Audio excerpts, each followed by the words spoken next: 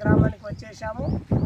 ఇక్కడ గొడుగు అశోక్ అనేటువంటి రైతు వారి పొలంలో వాళ్ళు చిక్కుడు తోట, బెండకాయ, దోస, కాకర, సొరకాయ తోటలు పెట్టడం జరిగింది.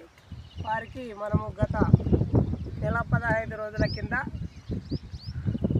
గ్రాన్యువల్స్ ప్రొటెక్ట్ 82 ప్రొడక్ట్ చేయడం జరిగింది. మరి వారితో వాడించడం జరిగింది. ఇది వాళ్ళు వాడినటువంటి తోట. మరి ఇప్పుడు బాగానే